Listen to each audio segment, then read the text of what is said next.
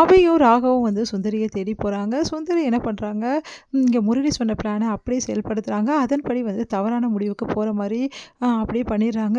அதை பார்த்துட்டு வந்து பயங்கரமாக அதிர்ச்சி அடைகிறாங்க. நம்ம ராகவும் அபியும் இந்த மாதிரி ஆயிடுச்சுன்னு சொல்லிட்டு ஹாஸ்பிட்டலில் சேர்க்குறாங்க. அவங்க ரொம்ப கிரிட்டிக்கலாக இருக்காங்க. அவங்களுக்கு ரொம்ப வந்து பிளட் லாஸ் ஆகிருக்கு அப்படின்னு சொல்லிட்டு சொல்கிறாங்க. அது கேட்டு எல்லாருமே அதிர்ச்சி அடைகிறாங்க. அடுத்து வந்து அவங்களுக்கு தேவையான பிளட்டும் வந்து கிடச்சிடுது. அதுக்கப்புறம் வந்து எல்லாருமே வந்து இப்போ எப்படி இருக்காங்க, அவனோட இப்போ பரவாயில்லைங்க, ஆபத்து கட்டத்தை தாண்டிட்டாங்கன்னு சொல்லிட்டு ஹாஸ்பிட்டலில் சொல்கிறாங்க. எல்லாருமே அதிர்ச்சி இப்படி பண்ணிட்டாலே சுந்தரி, நான் அப்போவே சொன்னல, சுந்தரியை தனியாக விடாதடா, பாவண்டா சுந்தரின்னு சொல்லிட்டு கேட்டியா அப்படி சொல்லிட்டு பாட்டி வந்து அவங்க பையனை திட்டுறாங்க. இப்படி சுந்தரி பண்ணுவான்னு எதிர்பார்க்கலையே, அவளுக்கு புத்தி வரணும் தான் இப்படிலாம் பண்ணேன் அப்படி சொல்லிட்டு ஆகாஷ் அவங்க அப்பா மனசு கஷ்டப்படுறாரு. அடுத்து எல்லாரும் ஓடி போய் பார்க்குறாங்க. இப்போ வந்து என்னை நம்புறீங்கல்ல, நான் இந்த மாதிரிலாம் வந்து திருந்திட்டேன்னு சொல்லிட்டு, இப்போவாவது நான் வந்து இந்த மாதிரி முடிவெடுத்ததால் தானே நீங்கள் எல்லாருமே வந்து என்னை நம்புனீங்க. நான் வந்து எதுக்காக இங்கே இருக்கணும், இந்த உலகத்தில் இருக்கணும், யாரோட நம்பிக்கை இல்லாமல் நான் ஏன் வாழணும் அப்படின்னு தான் நான் இந்த முடிவு எடுத்தேன் அப்படின்னு சொல்லிட்டு சொல்கிறாங்க. ஏம்மா இப்படிலாம் பண்ணேன், எவ்வளோ பெரிய தப்பு பண்ணியிருக்க தெரியுமா, எல்லாரும் விட்டுட்டு போகிறதுக்கு உனக்கு எப்படிமா மனசு வந்ததுன்னு சொல்லிட்டு அவங்க பையன் வந்து ஆகாஷ் வந்து கதறாரு. பின்ன என்னடா நீயே என்னை வெறுத்தோன்னு இந்த உலகத்தில் நான் இருந்து என்னடா பண்ண போகிறேன், அதனால தான்டா இப்படி பண்ணேன் அப்படின்னு சொல்லிட்டு சொல்கிறாங்க. இப்படி தவறான முடிவுக்கு போகிறது ரொம்ப பெரிய தப்பு, எதுக்காக இப்படிலாம் பண்ணுறீங்க அப்படின்னு சொல்லிட்டு ராகவும் கேட்குறாரு.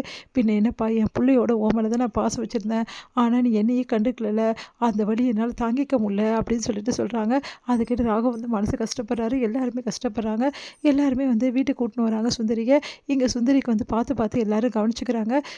சுந்தரிக்கு தேவையானதை பார்த்து பண்ணுறாங்க. இதெல்லாம் பார்த்து சுந்தரி ரொம்ப சந்தோஷமடைகிறாங்க.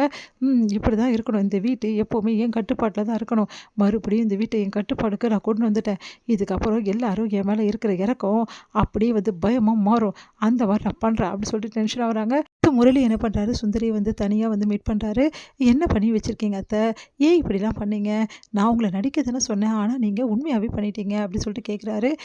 நடிப்பெல்லாம் இருந்தால் வேலைக்கு ஆகுமா, உண்மையாக பண்ணாதான் எல்லாருக்குமே நல்லா வெளிச்சமாகும், நான் இப்போது அனுபவித்த துன்பத்தை எல்லாத்தையுமே வந்து இவங்க எல்லாரும் அனுபவிக்கிறோம், அந்த மாதிரி அனுபவிக்கிற மாதிரி செய்வேன், முக்கியமாக அந்த அபியும் கண்டிப்பாக கஷ்டத்தை அனுபவிப்பாளுங்க, என்னோட பழிவாங்கல் எப்படி இருக்குன்னு மட்டும் பாரு அப்படி சொல்லிட்டு பார்க்குறாங்க. இங்கே வந்து அபி எல்லா விஷயத்தையும் நினச்சி பார்த்து யோசிக்கிறாங்க. கரெக்டாக நம்ம வரும்போது மட்டும் எதுக்காக இவங்களுக்கு இப்படி நடக்கணும், இவங்க வேணும்னு பண்ண மாதிரி தான் இருக்குது, எனக்கு என்னமோ இவங்க வந்து வந்து எல்லாமே பண்ணது எல்லாமே நாடகம் மாதிரி தோணுது, அது எப்படி நாடகமாக இருக்க முடியும் அபி, ஏன்னா வந்து அவங்க வந்து உண்மையாகவே வந்து இந்த மாதிரி பண்ணியிருக்காங்களே, டாக்டர்ஸ்லாம் சொன்னாங்கல்ல, அதெல்லாம் கரெக்டு தான் ஆனால் இருந்தாலும் எனக்கு என்னமோ சந்தேகமாக இருக்குது, நீ கொஞ்சம் கவனமாகவே இருவோம் அத்தை விஷயத்தில் மட்டும், ஐயோ இப்படிலாம் ஏன் அபி சந்தேகப்படுற, அவங்க வந்து இந்த மாதிரி நிலமையில் இருக்கும்போது எப்படி அப்படின்னு இங்கே பாரு அபி, நான் ஏற்கனவே சொல்லியிருக்கேன், நீ ரொம்ப பட்டிருக்க, மறுபடியும் அவங்கள நம்பாத, ஏன்னா இந்த மாதிரி ஆளுங்க என்ன வேணாலும் பண்ணுறதுக்கு துணிவாங்க, புரியுதானோ அப்படின்னு. சரி அபி, நீ சொல்கிற மாதிரியே கவனமாக இருக்க, ரொம்ப கவனமாக இருக்கிறது தான் உனக்கு நல்லது அப்படி சொல்லிட்டு போகிறாங்க. இது எல்லாத்தையுமே கேட்குறாரு வந்து முரளி செமையாக டென்ஷன் ஆகிறாரு. என்ன இந்த அபி இப்படி சந்தேகப்படுறாளே, ஐயோ கண்டுபிடிச்சிட்டாளா, என் அத்தை வந்து இதெல்லாம் வேணும் தான் செஞ்சாங்கன்னு சொல்லிட்டு, கண்டுபிடிச்சிருப்பா, இவ பயங்கர கேடியாக இருக்காளே, பின்ன நான் விரும்புகிற பொண்ணாச்சே, என்னமா தானே இருப்பா அப்படி சொல்லிட்டு சந்தோஷப்படுறாரு.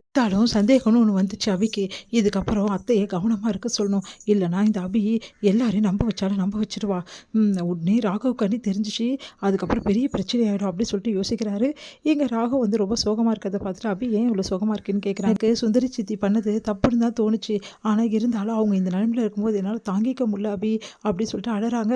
ஐயோ ராகவ் இதுக்கு ஃபீல் பண்ணாதீங்க அப்படி சொல்லிட்டு சொன்னோன்னே அப்படியே வந்து அபியை கட்டி பிடிக்கிறாரு ராகவ். தன்னை அறியாமல் அபியும் வந்து உணர்ச்சி வசப்படுறாங்க.